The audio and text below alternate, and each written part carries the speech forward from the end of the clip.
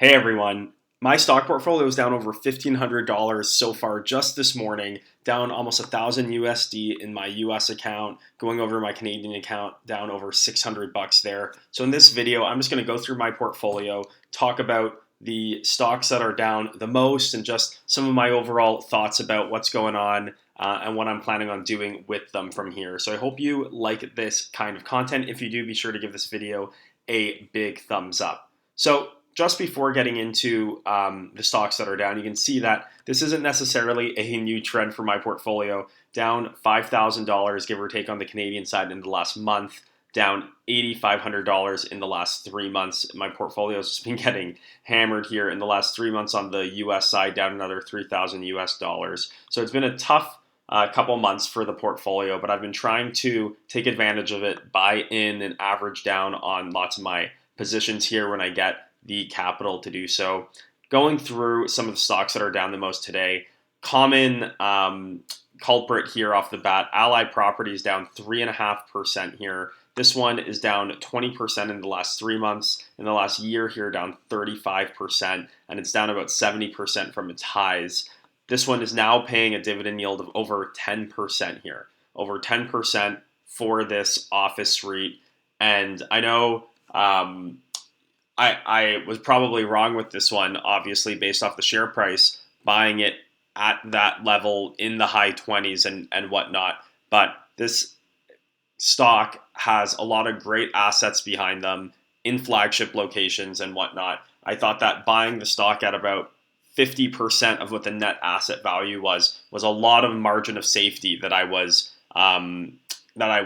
giving myself. Obviously, I was wrong, because now the stock's trading at closer to 70% down from what its net asset value was last quarter. So that was, a timing mistake on my part. But typically, I try not to get too fixated on the timing. I try to look at the bigger picture.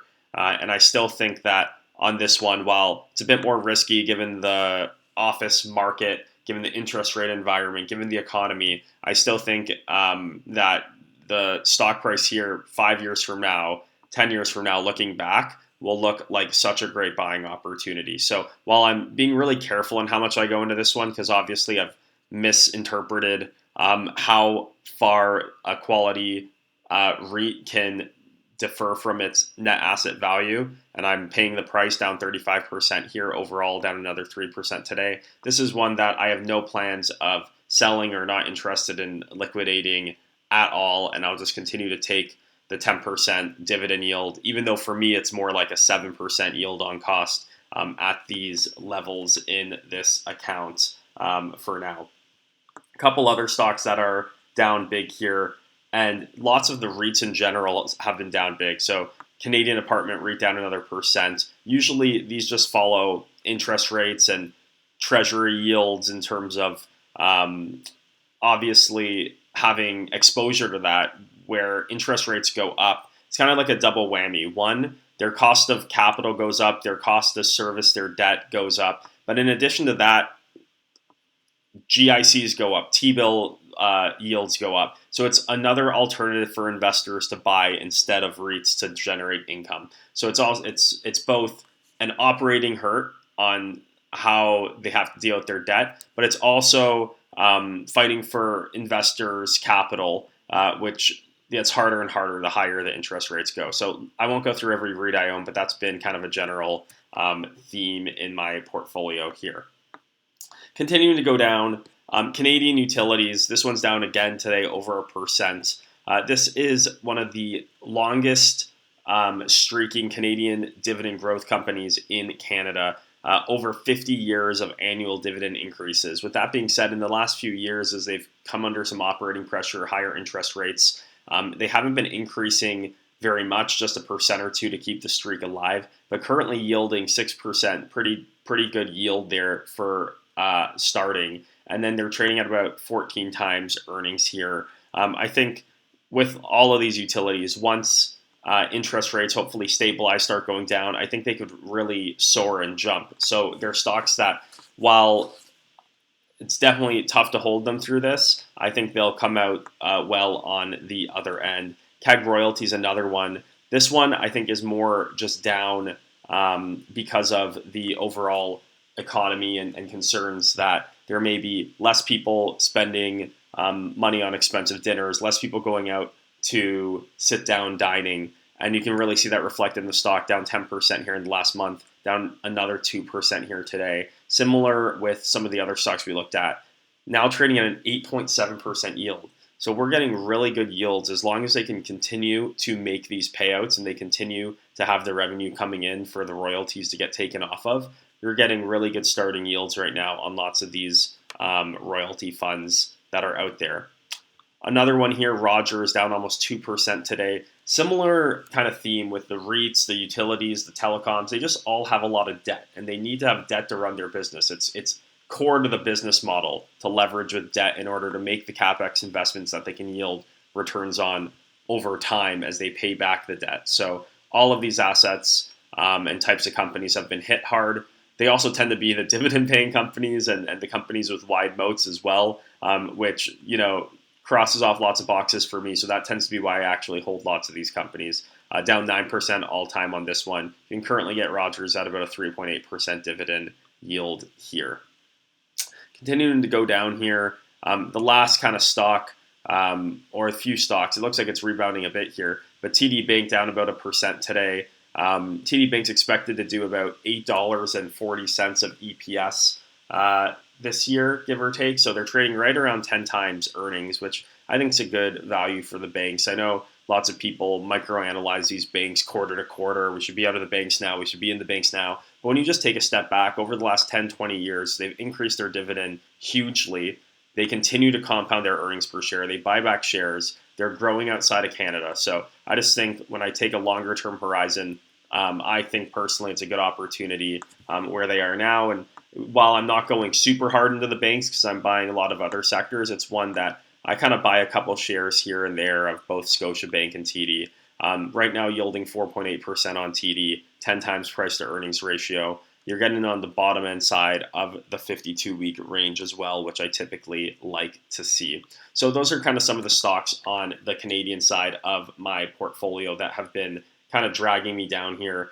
None of them are too alarming for me. I think the one that kind of maybe makes me the most skittish is just the Allied Properties, some of the REITs, just because I can actually see some fundamental cracks in what if people don't return to office? What if they have a hard time renewing their debt covenants with their banks and they have a hard time refinancing their debt at reasonable interest rates and whatnot. So I can actually see some potential risk there on their business, but not, in my opinion, not one that justifies a 70% discount on the value of the real estate. So that's why I'm still into that one. But the rest of them, I'm super comfortable averaging down in hold, continuing to hold, and I don't really lose much sleep at night over them.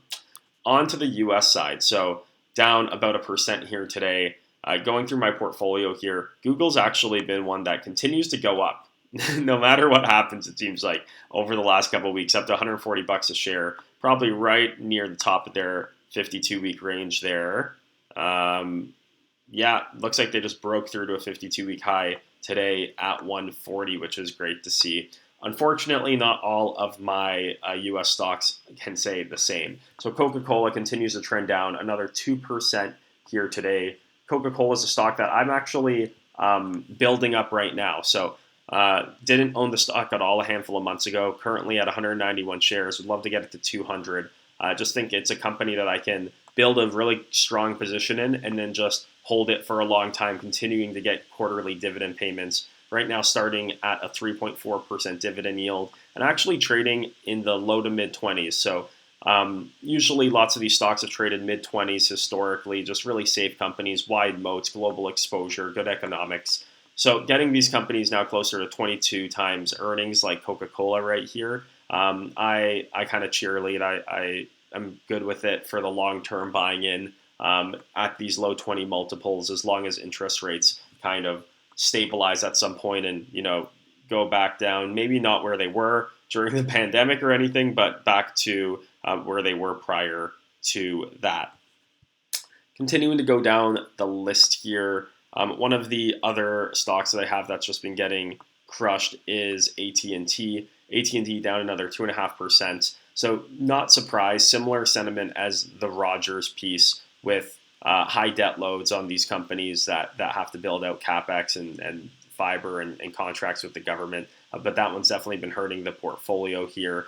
And then one that's just down a little bit that I'm actually continuing to build out, similar to Coca-Cola, is the Vanguard Total International Stock ETF fund here. So this company owns equities from all over the world, excluding the United States. So I get lots of global exposure. Build it up to 50 shares here, slightly down just over the last few weeks as the markets have tended to be trending downwards. But this is a stock that I'd love to build into 100 shares, 200 shares, 250 shares on this ETF just to shore up kind of my international exposure, not really feel the need to buy stocks on international exchanges or whatnot to get that exposure into Africa, into Asia, into Latin America. And they have a reasonable management fee, in my opinion, of about 0.4%. Sometimes when I look at those markets like India and whatnot, the management fee is closer to 1%, which over 10, 20 years, I just can't stomach giving up that much of my returns and that much of the